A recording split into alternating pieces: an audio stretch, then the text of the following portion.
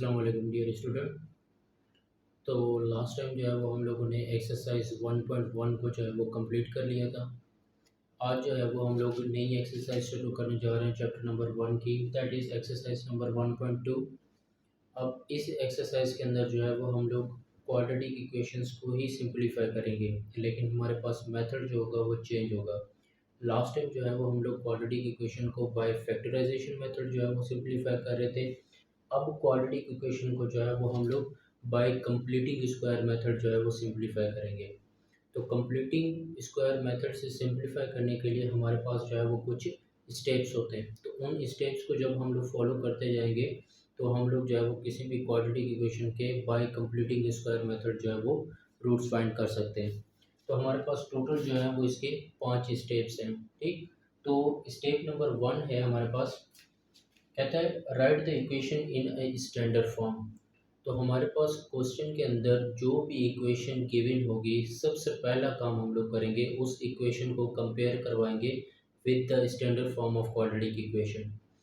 अगर वो हमारे पास सेटिस्फाई करेगी क्वाड्रेटिक इक्वेशन को तो हम नेक्स्ट स्टेप की तरफ जाएंगे। अगर हमारे पास given equation standardize form of quadratic equation को सेटिस्फाई नहीं कर रही तो सबसे पहला काम हम लोग करेंगे कि उसको सिंपलीफाई करके उसको क्वाड्रेटिक इक्वेशन में लेके आएंगे। ठीक, तो पहला स्टेप हमारे पास ये होगा।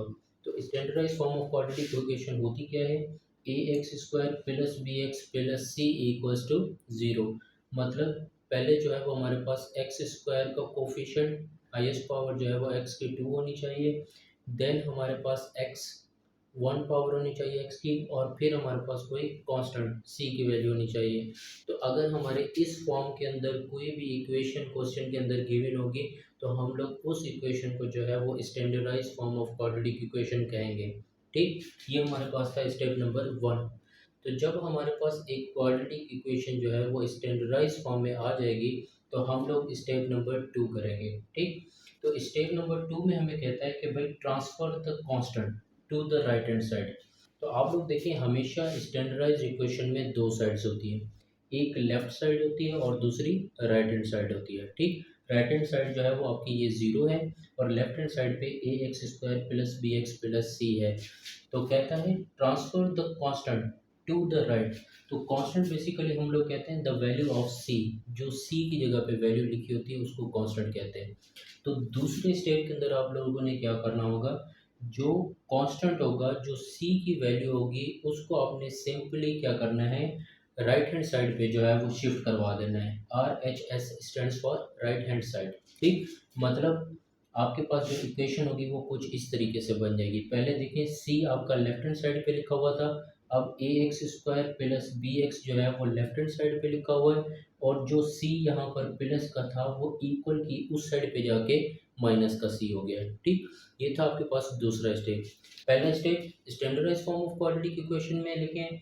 दूसरा स्टेप ये है कि आप जो कांस्टेंट की वैल्यू होती है एक standardise form of quadratic equation में, उसमें कांस्टेंट को जो है वो आप लोगों ने राइट हैंड साइड पे शिफ्ट करवा देना है।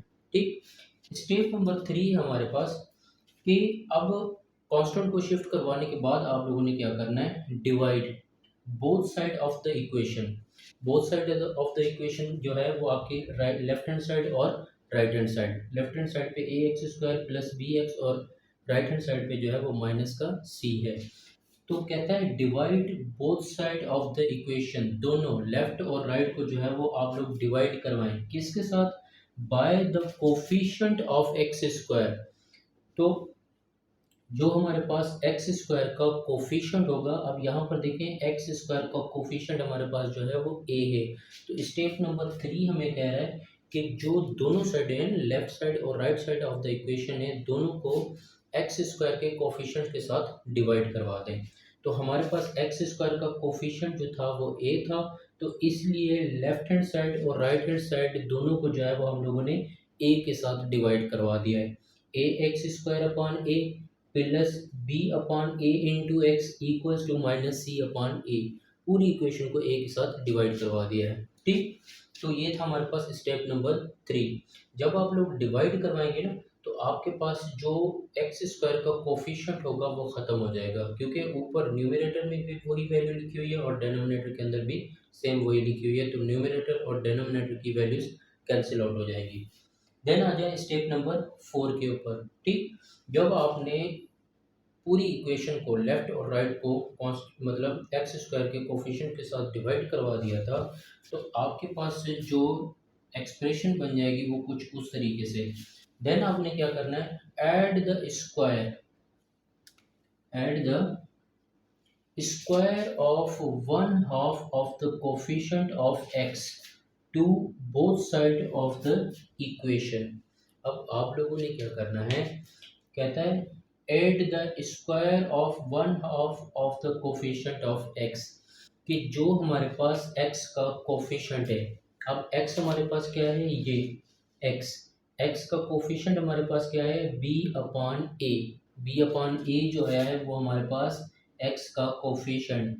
अब स्टेप में हमें कहता है कि भाई जो ऐड करें square of 1/2 of coefficient of x, कि जो x का कोफिशिएंट है उसका पहले करें हाफ। तो b/a का जो हाफ होगा, लेट्स सपोज b/a का अगर हमें हाफ करना है तो हमें मल्टीप्लाई 1/2 के साथ करवाना पड़ेगा, तो that will be equals to b/2a। तो ये हमारे पास क्या हो जाएगा, x के कोफिशिएंट का हाफ हो जाएगा b/2। अब कहता है उसका स्क्वायर होना चाहिए, जो आपने x के कोफिशिएंट का हाफ किया है उसका स्क्वायर। तो हम लोग इसका जो है वो क्या कर रहे हैं, स्क्वायर ले रहे हैं। ठीक, हाफ भी कर लिया कोफिशिएंट का, स्क्वायर भी ले लिया है। अब कहता है ऐड करें both side of the equation की दोनों साइड पे जो है वो जमा कर दें। अब यहाँ पर देखें b/2a का स्क्वायर मैंने लेफ्ट हैंड साइड पे भी जमा करवा दिया है, और b/2a का स्क्वायर जो है वो राइट हैंड साइड पे भी जमा करवा दिया है। ठीक, तो आपके पास जो इक्वेशन बन जाएगी सिंप्लीफाइड होके कुछ इस तरीके से, एक्स स्क्वायर प्लस एक्स का जो कोफिशिएंट था उसका हाफ भी करवा लिया है, उसका स्क्वायर भी। तो दोनों साइडों पे b/2a का स्क्वायर इधर भी जमा करवा दिया है, equals to -c/a plus b/2a का स्क्वायर राइट हैंड साइड पे भी जमा करवा दिया। ठीक, अब ये स्टेप्स करने के बाद जो आपके पास आखिरी स्टेप बचता है दैट इज सिंप्लीफाई। तो सिंप्लीफाई में क्या करेंगे, ये जो पूरी आपके पास एक्सप्रेशन होगी वो a plus b of whole square के फार्मूले में क्लोज हो जाएगी। राइट हैंड साइड को जो है वो आप लोगों ने सिंप्लीफाई कर लेना है। तो सिंप्लीफाई करके आप लोग जो है वो क्या कर लेंगे, इसके रूट्स फाइंड कर लेंगे। तो ये हमारे पास जो है वो कुछ स्टेप्स होते हैं जिनको हम लोग फॉलो करके किसी भी क्वाड्रेटिक इक्वेशन के जो है वो हम लोग by completing square method roots find कर सकते हैं। ठीक है, तो अगर हमें इस मेथड्स के ऊपर अच्छी खासी ग्रिप होगी तो हम लोग सिंपली किसी भी क्वाड्रेटिक इक्वेशन को bye completing square method simplify कर सकते हैं। ठीक है, तो इन स्टेप्स की जो है वो थोड़ी प्रैक्टिस करें, उसके बाद जो है वो आगे जितनी भी एक्सरसाइज के प्रॉब्लम्स होंगे वो आपको अच्छे तरीके से और क्लियरली जो है वो समझ आएंगे। ठीक है dear student, thank you very much.